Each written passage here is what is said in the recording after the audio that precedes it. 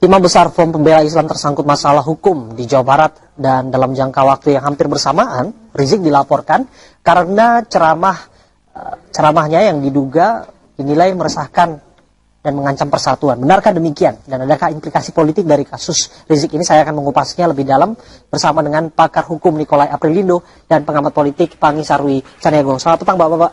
Ya, petang Bram. Saya terlebih dahulu ke Pak Niko. Pak Niko, hari ini ada dua kasus yang dijalani oleh Rizik terpisah. Satunya gelar tertutup di Jawa Barat dan Rizik sendiri sebagai saksi terlapor diperiksa di Polda Metro Jaya selama 4 jam. Saya ingin tahu pandangan Anda terkait dengan kasus hukum ini.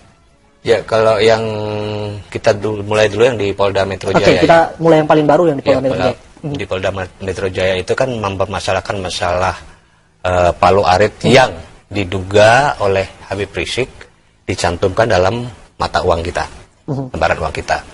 Nah, itu Habib Rizik perlu pembuktian bahwa apakah betul lambang Palu Arit itu ada di dalam lembaran rupiah tersebut. Nah, di sini perlu penjelasan juga daripada pihak Bank Indonesia. Kalau betul itu ada, kenapa sampai itu tercantum? Tapi kalau tidak, apa alasan Habib Rizik mengemukakan hal itu? Namun paling tidak dari pihak Bank Indonesia sudah menegasikan bahwa lambang tersebut adalah lambang PKI ataupun lambang yang seperti yang dicontohkan atau disebutkan oleh Habib Rizik. Apakah BI sudah mengeluarkan pernyataan resmi? Betul, sudah menyatakan bahwa itu adalah lambang PKI. Bukan. Itu bukan lambang PKI. Ya, kalau Bank Indonesia sudah menyatakan demikian, sekarang perlu pembuktian daripada pihak kepolisian tentang apa yang diduga oleh Habib Rizik tersebut. Nah, apa yang harus dicari oleh aparat kepolisian? Hari ini dia periksa 4 jam.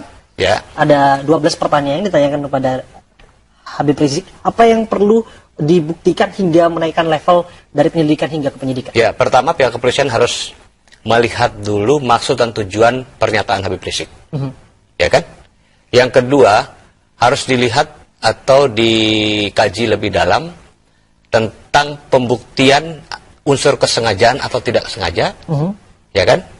Yang ketiga adalah bagaimana pihak kepolisian bisa membuktikan bahwa Habib Rizik itu telah menghasut. Ini kan ada pasal menghasutnya. Betul, pasal penghasutan. Penghasutan telah menghasut yang menyebabkan orang tidak menggunakan uang tersebut. Ini harus dibuktikan. Karena sistem pidana ini adalah kita menganut pembuktian material. Bagaimana dengan pelapor sendiri? Penting tidak bahwa pelapor tersebut, karena subjek dari kasus hukum tersebut adalah BI dalam hal ini yang mengeluarkan uang rupiah tersebut. Namun pelapor tersendiri adalah bukan dari BI atau bahkan dari komunitas yang merasa tersinggung penghinaan lambang negara. Nah, justru kan ini kan laporannya dikenakan dengan pasal Undang-Undang ITE kan. Nah, kalau Undang-Undang ITE yang telah direvisi, itu kan orang yang merasa dirugikan yang melaporkan. Dalam hal ini harusnya BI. BI harusnya. Harusnya BI yang harusnya BI. Orang yang merasa dirugikan itu yang melaporkan. Baik. Nah, ini permasalahan pelapornya, kapasitas pelapornya sebagai apa? Apakah pribadi sebagai warga negara atau sebagai pegawai BI? Sedangkan dalam Undang-Undang ITE itu jelas dinyatakan bahwa yang merasa dirugikan yang melaporkan. Baik, saya ke Mas Pangi. Saya sebagai warga negara Indonesia tidak punyakah saya hak bahwa simbol-simbol negara yang dikeluarkan oleh negara bisa saja dilecehkan oleh pihak tertentu, kemudian kita melakukan pelaporan?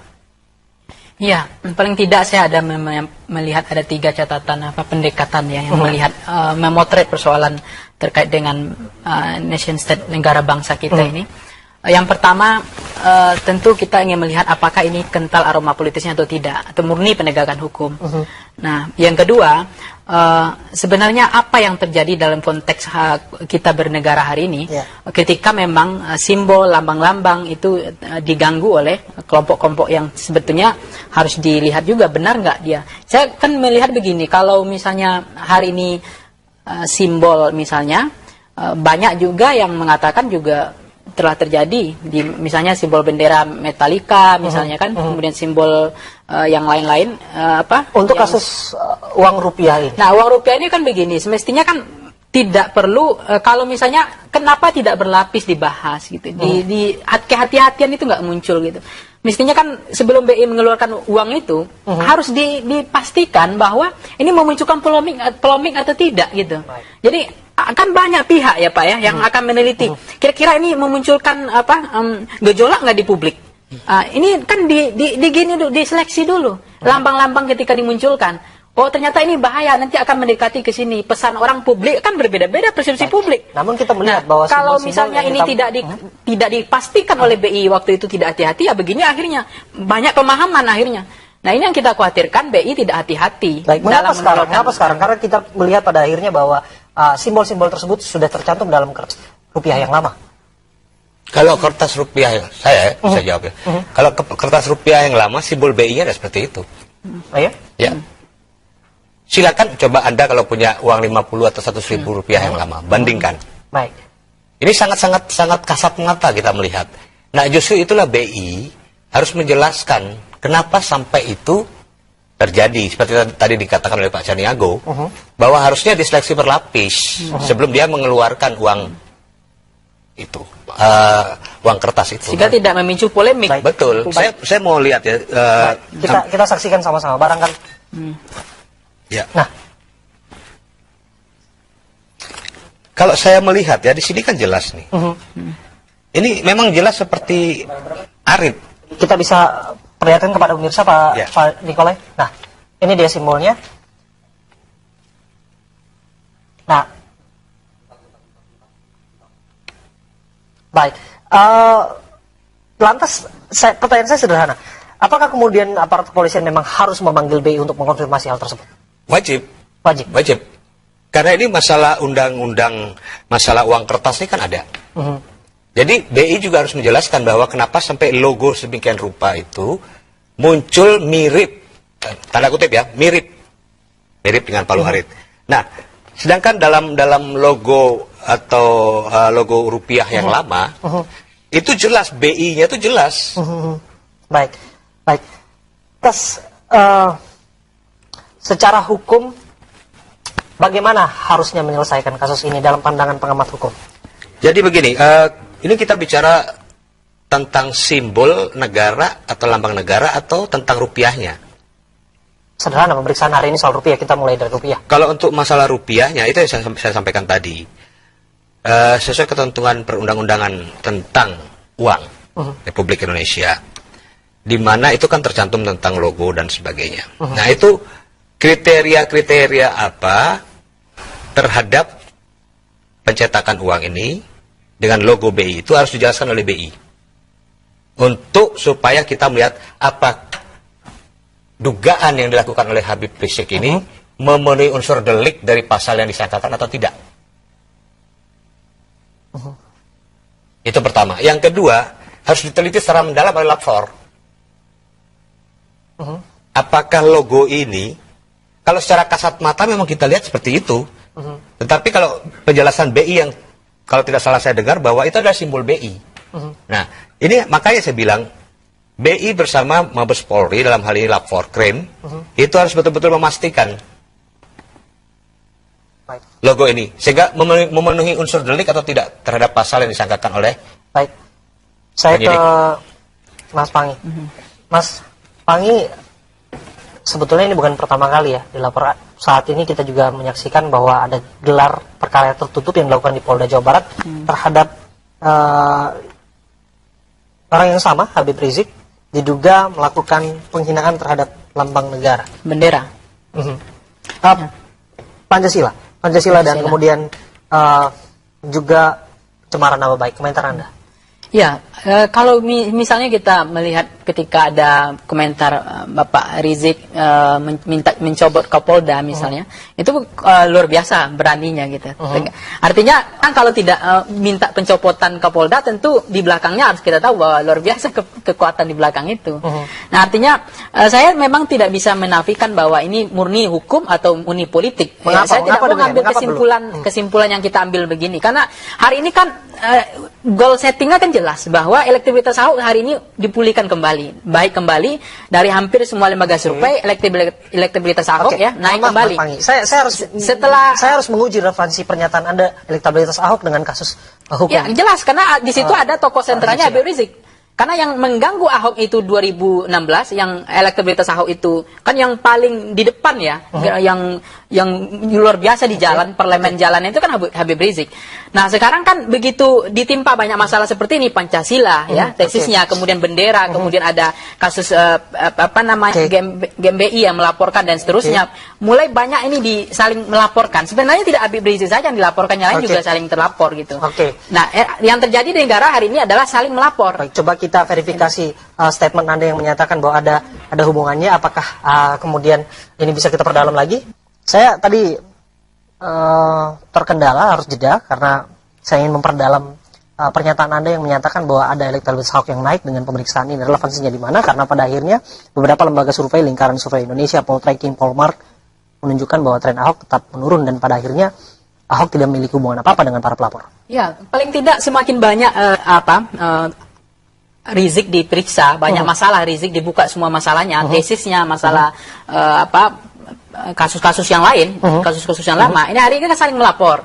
Nah, paling tidak masyarakat udah mulai berpikir ulang, bahwa ternyata memang Bapak Ahok ini dikriminalisasi oleh Rizik gitu. Bahwa kasus dugaan penistaan agama ini pertama hilang, yang kedua memang orang udah melihat bahwa ini lebih kental aroma politisnya ketika peristiwa Pulau Seribu itu, bahwa ini adalah kerja-kerja dari kan begini, suara partai ini nggak bisa dipastikan bahwa ada pemilih ideologis, ada santrinya, ada ambalnya, kan tetap ada. Bahwa pemilih ideologis kayak PKS dan seterusnya itu kan kayak Anies misalnya. Kalau pemilih seperti santri ya kan abangan NU itu kan dekat juga. Artinya bagaimana hari ini paling tidak Habib Rizik mengganggu itu. Tapi segala sesuatunya masih nanti akan diuji pada tanggal 15 Februari mendatang. Saya ke Pak Niko. Pak Niko, bukankah setiap kasus hukum yang dilaporkan begitu dan polisi memang wajib untuk menindak setiap laporan masyarakat?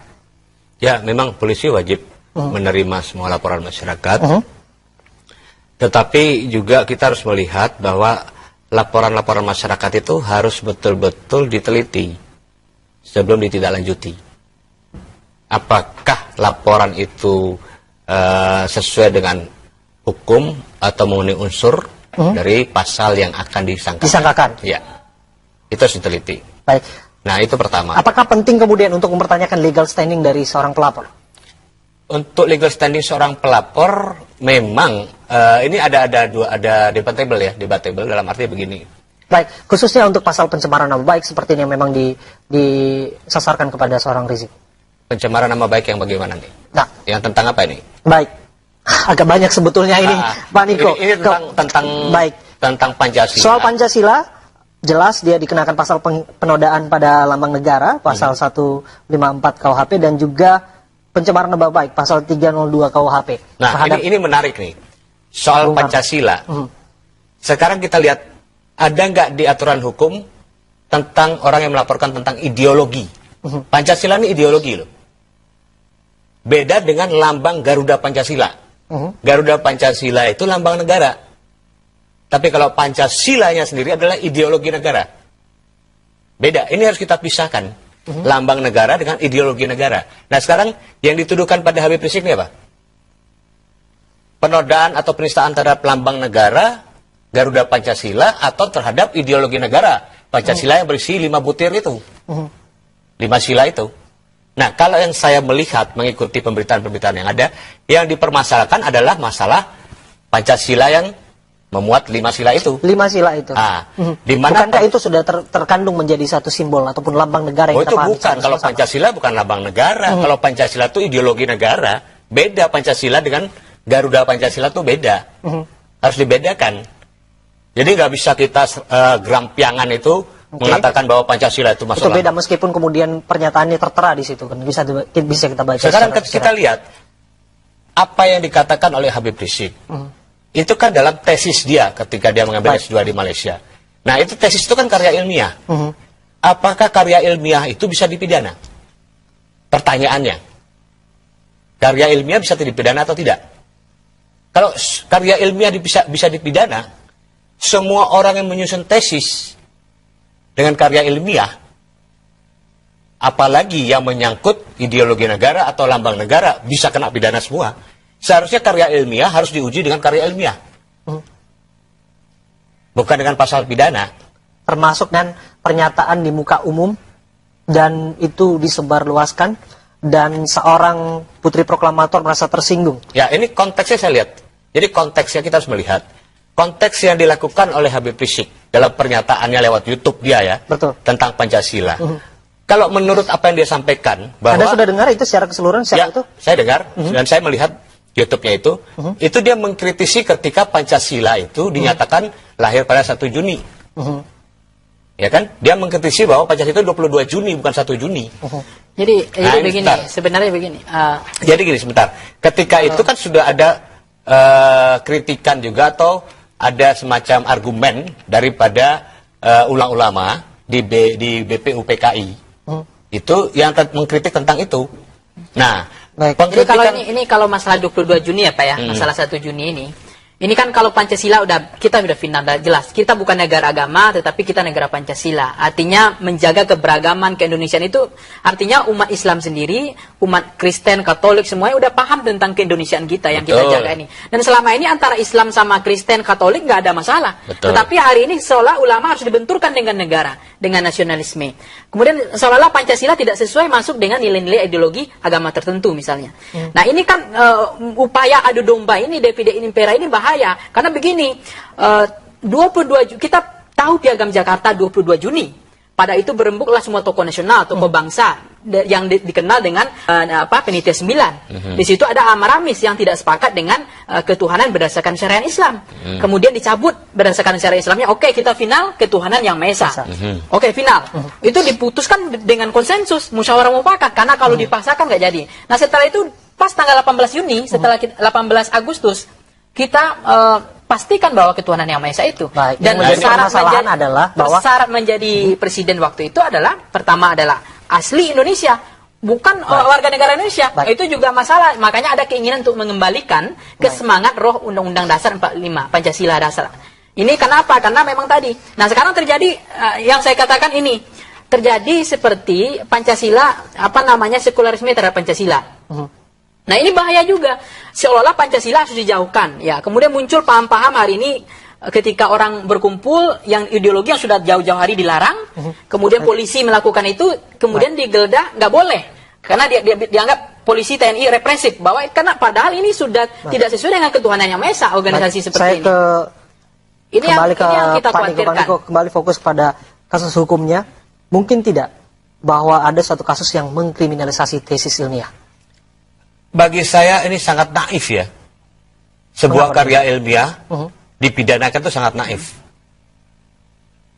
Nanti orang mau tesis untuk jadi master, jadi doktor, jadi profesor. Bukankah proses pembentukan karya ilmiah tersebut sudah melalui suatu proses uji, Justru kemudian itu. validasi data, Ya. dan penelitian yang berkepanjangan, riset yang begitu mendalam? Justru ini kan tanggung jawab akademik, tanggung jawab akademis kan. Seharusnya untuk mengkantar suatu karya ilmiah yang dianggap melenceng, ya, itu dikantar dengan karya ilmiah yang lain. Jadi bukan dengan dipidana, itu satu. Yang kedua, kembali lagi saya katakan, apa yang dilakukan oleh Habib Rizik ini penodaan terhadap pelambang negara atau ideologi negara. Itu harus Harus dibedakan. harus jelas. Ideologi sama lambang beda loh. Yang jadi masalah Mas Abraham, hari ini Indonesia ini lagi hobi-hobinya melapor gitu loh. Nah, ini belakangan juga terjadi Sumatera Barat yang dilaporkan Ibu Megawati oleh mantan calon ketua anggota DPD RI. Baik, tapi kita masih fokus Karena terkait dengan kasus hukum. pidatonya itu yang membenturkan Islam. Baik. Jangan bawa Arab ke Indonesia. Baik. Karena Islam Indonesia ya Islam Indonesia, misalnya begitu. Apakah kemudian ini merupakan tidak akan antitesa bahaya ataupun kalau kita negara implikasi dibiarkan, politiknya? biarkan saling melapor ya, saling ini. Ya implikasinya dalam Kalau politik gini. saya kira begini. Pertama ya, ini politik ya. Kalau misalnya orang mengatakan Mas Abraham misalnya orang mengatakan bahwa ini murni penegakan hukum, saya juga nggak berani gitu.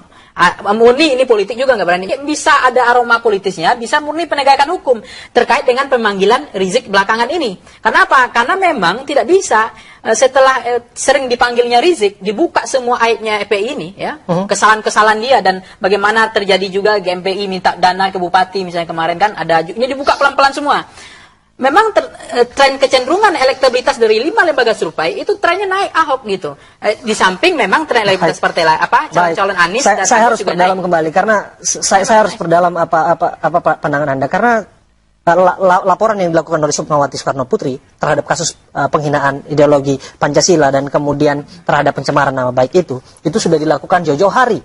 Oktober, bahkan sebelum Ahok menjadi tersangka, bahkan tapi kan setelah ini disajikan ke menu ke publik kan jadi komen, ada publik yang tadi itu berpikir, oh ternyata memang ini penistaan, ternyata begitu tokoh sentralnya orangnya seperti ini kok Riziknya, ya ini semua memompa anomali kepercayaan publik dari distrust menjadi trust, sehingga orang percaya bahwa Ahok ini dikriminalisasi. Nah ini artinya semakin banyak kelemahan FPI ini dibuka, automatically ini trustnya, elektabilitasnya Ahok itu naik dan terbukti kok di semua lembaga survei trustnya naik.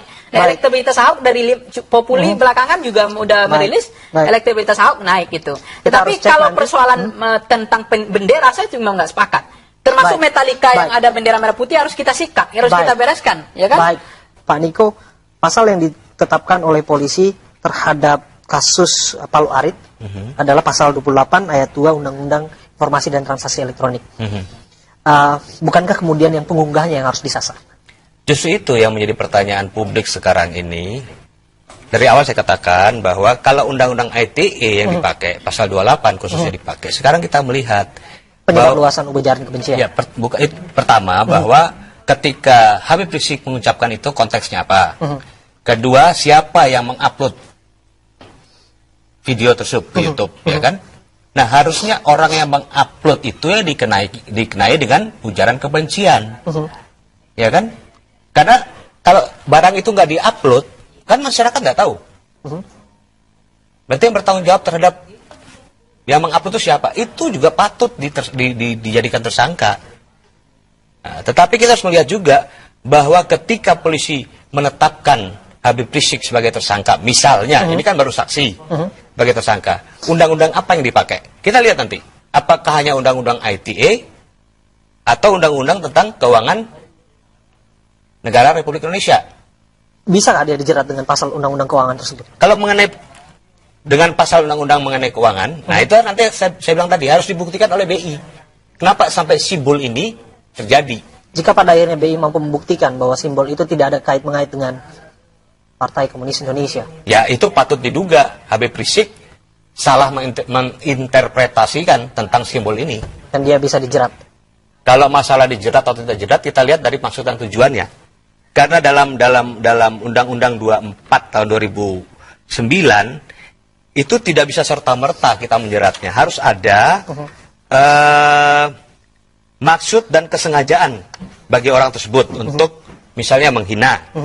Jadi ada mens rea, istilah hukumnya itu mens rea. Ada nggak mens rea yang ditunjukkan saat seseorang melakukan tindakan penghinaan terhadap lambang negara atau terhadap uang itu? Baik. Jadi maksud dan tujuannya ada nggak maksud penghinaan dia?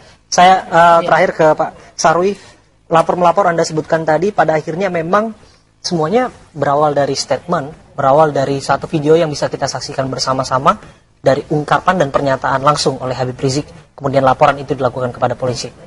Ya, itu tidak begini Mas Abraham. Semuanya polisi harus hati-hati ya. Belakangan melakukan pemanggilan, termasuk Ibu Silvi belakangan kan. Kalau itu memang nggak terbukti, ternyata ada ujungnya ke penguasa juga. Akhirnya udah hilangkan kasus ini kan. Nah, ini artinya saling korek cari. Ini ibarat kaca spion ini. Kayak kita pakai mobil, ini dilihat semua nih. Kesalahannya mana nih? Ini kan persoalannya kontestasi pilkada sebetulnya. Ini level ini kan ibaratnya ini level hilirnya, hulunya. Maksud Anda, level hulunya maksud ini. Anda aparat kepolisian ikut berkontestasi pilkada? Ini yang saya khawatirkan polisi belakangan ini udah cenderung tidak perlu uji lagi hal itu. Sudah mulai cenderung menggiring opini publik. Kemudian sudah mulai ada dugaan saya terkesan itu sudah mulai berpolitik gitu.